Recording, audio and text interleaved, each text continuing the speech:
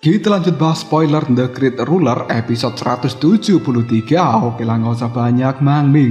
Kita langsung masuk aja ke pembahasan.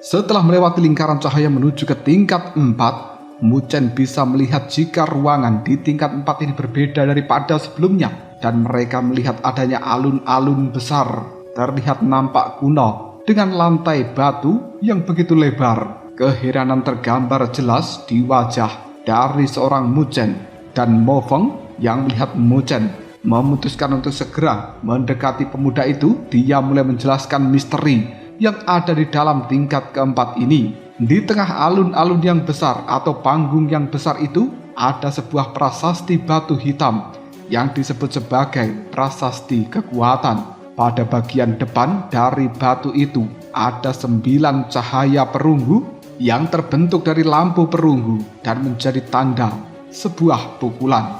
Konon katanya orang di tingkat 9 pun tidak akan mampu menyalakan 9 lampu yang ada tersebut. Muchen ketika mendengarkan penjelasan dari seorang Mo Feng jelas terkejut, dan dia tidak menyangka jika pukulan habis-habisan dari seorang tingkat ke-9 masih tidak mampu menyalakan seluruh lampu yang ada. Mo Feng yang masih ada di sampingnya juga menambahkan, jika seseorang bisa menyalakan setidaknya 6 lampu saja, maka dia berhak untuk melanjutkan ke tahap 5. Mendengarkan hal seperti ini, Muchen cukup senang. Dengan begitu dia akan memiliki sebuah kesempatan untuk menguji kekuatan fisiknya. Namun dia juga tidak mau meremehkan tingkatan ini, karena Muchen yakin jika semakin tinggi tingkatan seharusnya akan semakin sulit untuk melalui rintangan di dalamnya. Dengan tidak sabaran, Muchen memutuskan untuk bertanya tentang keuntungan apa yang akan mereka dapatkan ketika berhasil melewati tingkatan ini. Mo Feng yang melihat semangat Muchen membara, dia pun ikut tersenyum bahagia. Dari informasi yang telah didapatkan oleh seorang Mo Feng, keuntungan yang akan mereka ambil dari prasasti batu hitam, konon itu adalah sesuatu yang terbuat dari daging dan juga cairan merah binatang pemakan, di mana manfaat yang mereka dapatkan tergantung dari seberapa kuat hantaman yang telah diberikan. Muchen yang mendengarkan hal seperti ini mulai tertarik untuk segera mencobanya dan mendapatkan cairan merah di dalam prasasti batu hitam yang merupakan binatang pemakan. Jika esensi itu berhasil dia dapatkan, maka Muchen sangat yakin apabila tubuh fisiknya akan semakin kuat dan juga tidak terkalahkan.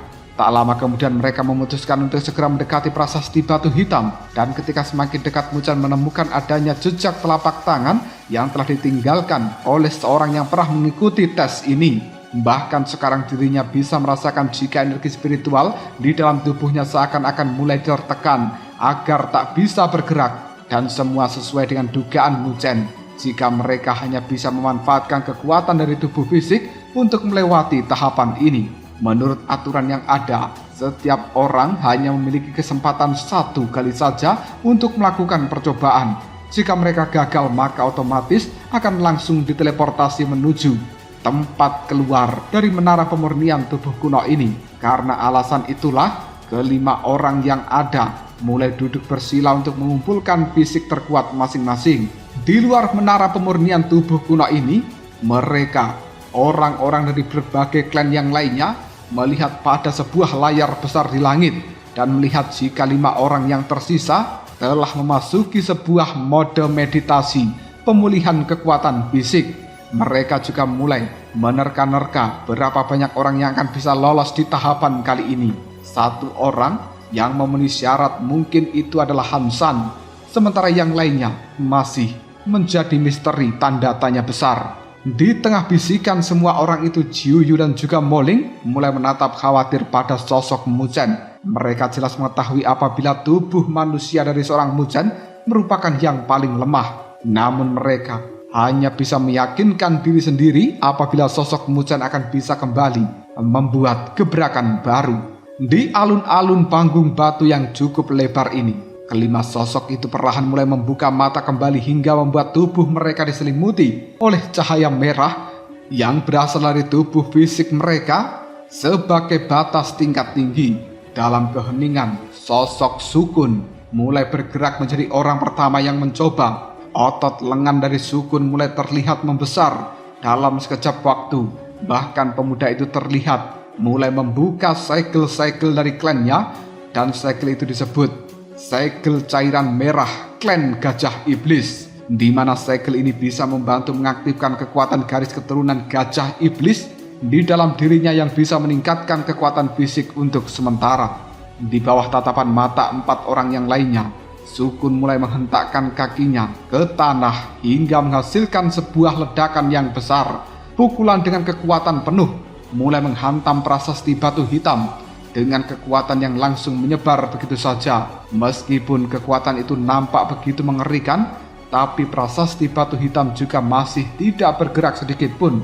Setelah kekuatan itu menyebar, lampu perunggu pertama mulai menyala. Api itu berwarna merah tua yang berasal dari energi pukulan Sukun sebelumnya, dan setelah itu lampu kedua, ketiga, keempat menyala dengan mudah. Namun memasuki lampu kelima, energi yang ada mulai melambat, dan setelah lampu kelima menyala, semua orang melihat satu titik pada lampu keenam, karena ini adalah kondisi yang paling krusial. Tak lama kemudian lampu keenam mulai memperlihatkan adanya percikan api yang datang, tapi siapa sangka tiba-tiba percikan api ini meledak dan kemudian padam total. Melihat pemandangan seperti itu jelas mereka hanya bisa menatap Sukun dengan kecewa, dan mereka tidak menyangka jika pukulan yang begitu luar biasa kuatnya dari seorang Sukun harus menderita sebuah kegagalan.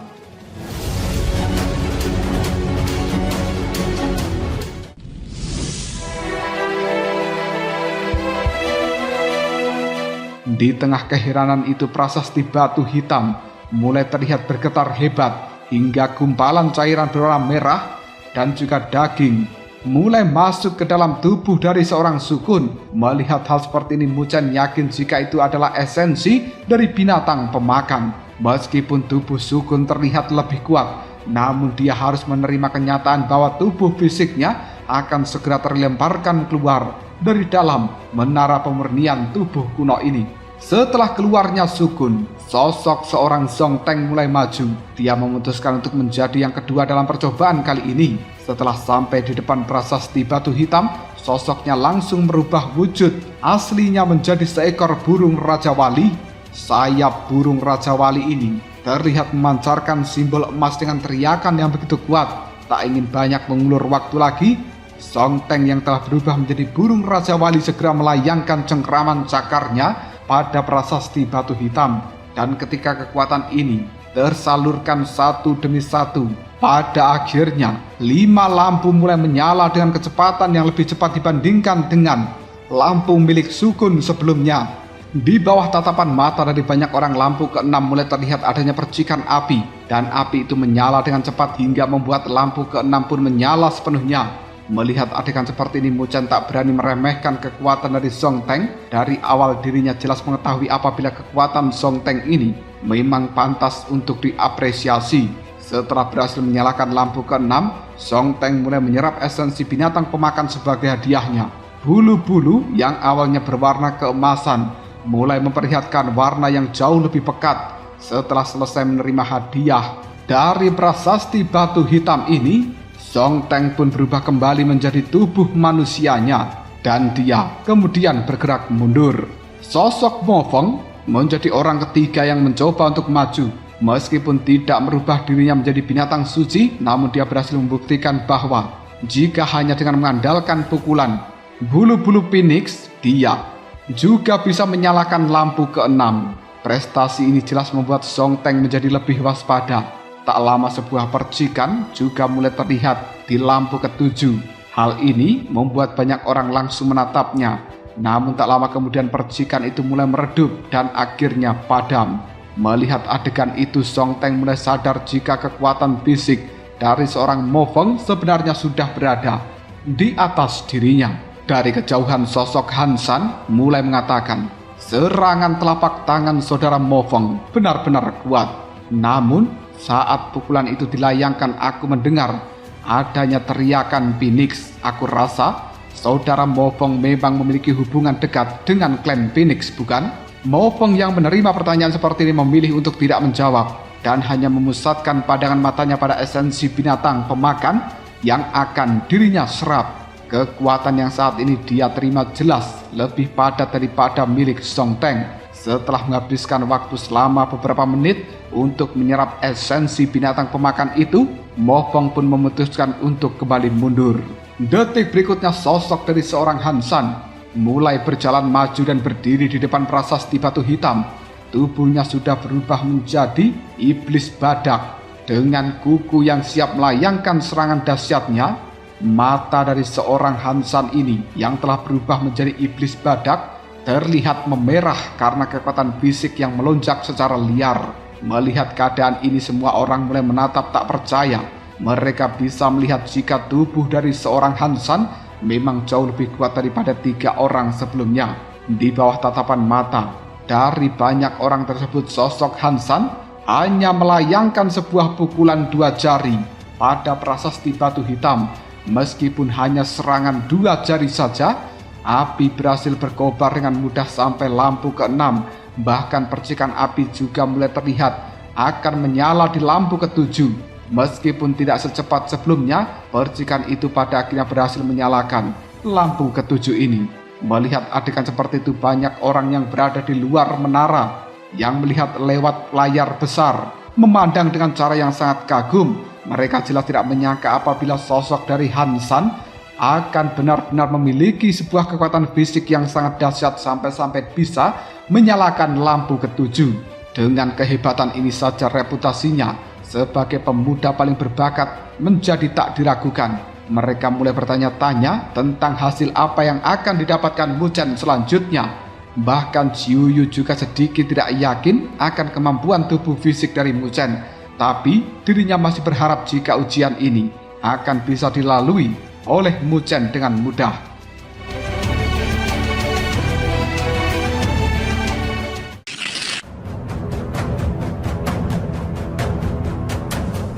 Ketika orang-orang yang berada di luar menara telah ribut satu sama lain, sosok Han San masih tersenyum dengan bangga. Dirinya tidak terkejut dengan pencapaiannya saat ini, dan tak lama kemudian esensi cairan berwarna merah yang lebih murni mulai masuk ke dalam tubuh dari Han San.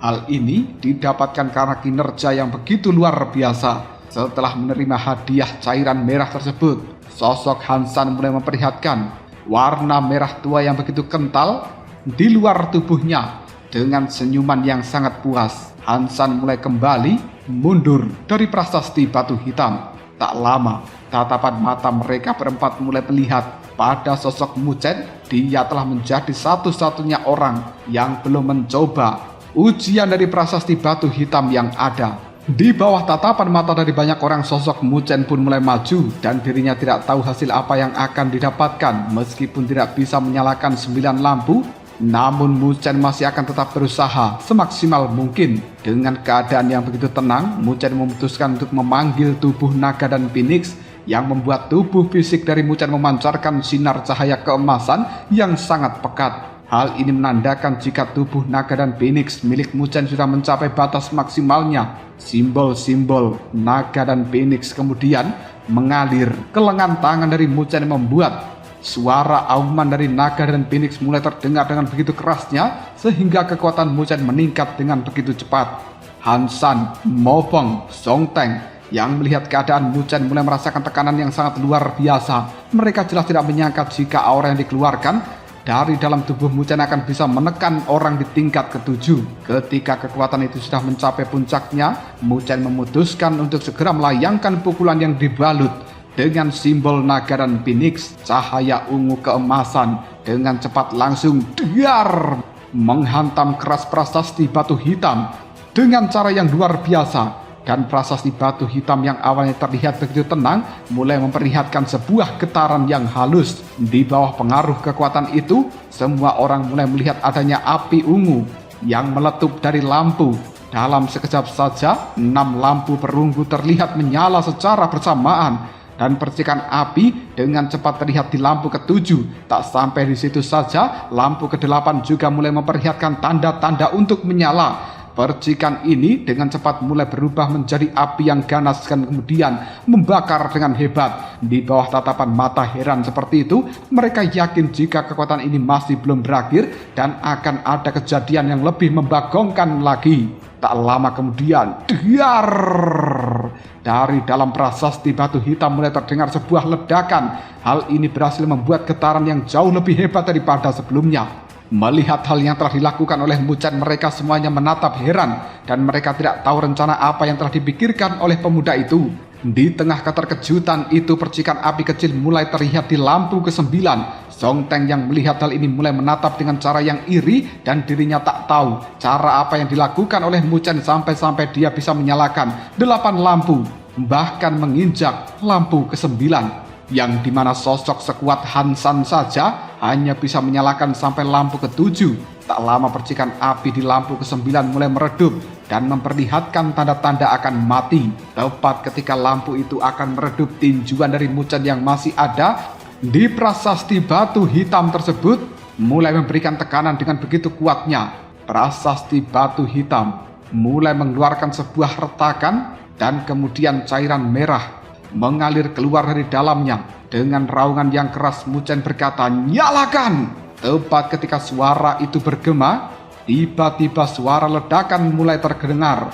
Hal ini berhasil membuat lampu ke-9 benar-benar nyala dengan sangat terang. Keheningan pun langsung terlihat dari dalam menara maupun orang-orang yang di luar menara itu. Dengan kekuatan fisik yang sekarang Mu Chen miliki, mereka yakin apabila beradu dalam hal kekuatan fisik, maka bahkan orang di tingkat ke-7 akan menderita sebuah kekalahan yang telak. Di luar menara, wajah keterkejutan luar biasa masih tergambar jelas di wajah dari seorang gadis kecil Moling ini. Dirinya bahkan tidak menyangka bahwa kekuatan fisik dari seorang Mu Chen akan melebihi kakaknya, yaitu Mo Fong. Meskipun kekuatan fisik hanya berpengaruh beberapa persen saja, namun hal ini juga cukup penting. Jiu Yu yang berada di samping dari Moling langsung tersenyum dengan cara yang sangat puas dan dia yakin apabila berita tentang kejadian hari ini tersebar sampai telinga dari para tetua klan 9 Nether, maka mereka pasti akan mempertimbangkan keberadaan dari seorang Mu Chen. Kita kembali ke tempat tadi Mu Chen berada. Dia sudah benar-benar berhasil menyalakan lampu ke-9 dan dengan perlahan dia mulai menarik tangannya dari prasasti batu hitam. Mu Chen saat ini bisa merasakan jika kekuatannya sudah benar-benar melemah, namun dia memutuskan untuk tetap menjaga agar tubuhnya tidak roboh. Tepat saat tubuh dari Mu Chen sudah tidak berdaya, esensi dari binatang pemakan mulai mengalir jauh ke dalam tubuhnya. Hal ini berhasil membuat luka di tubuh dari Mu Chen pulih dengan cepat. Bahkan energi itu terlihat tidak ada habisnya dan terus mengalir ke tubuh dari Mu Chen. Song Teng yang melihat adegan seperti ini langsung menatap dengan mata yang iri dan dia mulai berpikir untuk maju dan merebut esensi dari binatang pemakan yang didapatkan oleh Mu Chen tersebut.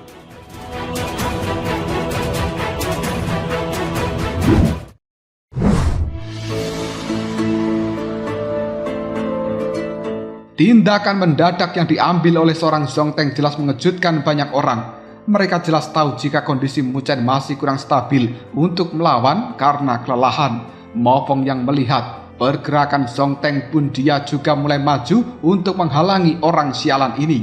Karena dia jelas tidak terima jika orang dari klannya diserang oleh Song Teng. Dengan suara keras dia berkata, "Song Teng, aku harap dirimu bisa mundur. Jika tidak, maka aku akan mengambil tindakan." Song Teng yang mendengarkan hal seperti ini hanya menjawab, "Mo Fong, Mu Chen bukan anggota dari klan 9 Nether milikmu. Dia hanya manusia biasa. Apa kamu yakin ingin bermusuhan dengan klan milikku hanya demi dia?" Mendengarkan hal seperti ini, Mo Fong tidak berniat untuk menjawab. Dia hanya melayangkan tatapan matanya lebih tajam untuk memberikan peringatan. Melihat hal itu, Song Teng pun mulai memprovokasi Han San agar ikut bergabung dengan dirinya, dan dia meyakinkan jika menyerap esensi binatang pemakan milik Mu Chen akan bisa membuat tubuh fisik mereka jauh lebih kuat dan juga tidak tertandingi. Han San yang awalnya tak setuju pun mulai goyah setelah melihat jika esensi yang Mu Chen serap memang jauh lebih kuat daripada miliknya. Melihat keraguan di wajah dari Han San, Mo Fong mulai cemas. Jika pria itu benar-benar ikut campur dalam hal ini, maka dia tidak akan bisa memberikan pertolongan pada Mu Chen lagi. Di luar menara, Jiu Yu mulai menatap khawatir tentang keadaan Mu Chen. Jika dilihat dari ekspresi Han San, dia yakin apabila Song Teng pasti telah memprovokasi pria itu. Memikirkan hal seperti ini saja, niat untuk mengirimkan lawan menuju alam baka mulai terlihat nyata dalam pandangan mata Jiu Yu. Mo Ling yang melihat hal ini juga khawatir. Dirinya yakin jika kekuatan gabungan dari dua pemuda kuat pasti tidak akan bisa ditahan oleh kakaknya sendirian. Karena tak bisa membantu seorang Mu Chen, Jiu Yu serta Mo Ling hanya bisa berharap jika keadaan dua orang dari klannya akan baik-baik saja. Sementara itu sosok dari Song Teng masih terus meyakinkan seorang Han San yang terlihat ragu-ragu ini. Dirinya berkata jika mereka tidak memiliki banyak waktu lagi. Han San pun mulai melihat ke arah Mu Chen berada. Di sana Mu Chen masih berdiri dengan tenang dan di tempat sekelilingnya berputar-putar esensi berwarna merah tua yang mengandung penekanan begitu menakutkan. Dirinya takut jika dia bertindak saat ini akan ada kerugian yang dia derita. Di tengah ketegangan yang ada, Han San pun memutuskan untuk tidak ikut serta dan bergabung dengan tawaran Song Teng. Mendengarkan penolakan dari seorang Han San membuat ekspresi wajah Song Teng langsung berubah pucat pasi. Akhirnya dia memilih untuk menyerah kali ini. Mo Fong yang mendengarkan hal itu pun mulai bernapas lega dan sedikit rileks. Akan tetapi saat Mo Fong sedikit santai, Song Teng langsung melesat dengan sangat cepat menuju ke arah Mu Chen dengan niat mengirimkan Mu Chen ke alam baka. Dengan kekuatan serangnya ini, melihat adegan seperti itu, kilatan amarah tergambar jelas di mata dari seorang Mo Fong. Dan dengan cepat, pemuda itu pun mengambil teriakan burung phoenix dengan api merah yang menyala, kemudian dilemparkan ke arah dari seorang Song Teng. Melihat adanya serangan yang datang, Song Teng pun memutuskan untuk mengeluarkan energi emas yang langsung membawa kekuatan 10.000 pedang untuk menyerang. Ketika dua serangan ini saling beradu, sosok dari Song Teng mulai dipaksa mundur. Melihat jika hal ini merugikan dirinya, pemuda itu pun memutuskan untuk menggunakan kekuatan teleportasi agar bisa dengan cepat muncul di belakang seorang Mo Fong untuk melancarkan serangan cahaya emasnya. Melihat adegan seperti ini, Mo Fong mulai berbalik arah guna menangkisnya, dan di saat Mo Fong lengah, Song Teng sudah muncul di hadapan Mu Chen untuk melancarkan serangan pedang bulu emas. Song Teng jelas ingin mengirimkan Mu Chen ke alam baka dalam keadaan yang masih sangat lemah seperti ini. Senyuman penuh kemenangan akhirnya tergambar jelas di wajah Song Teng ketika cahaya emas di dalam pedang bulu emasnya mulai semakin mendekati tubuh dari Mu Chen.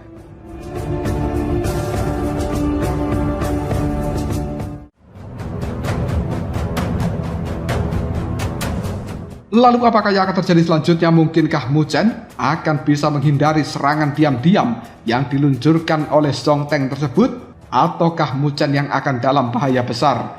Jika kalian penasaran, tunggu aja jawabannya di next video. Ngobrol so.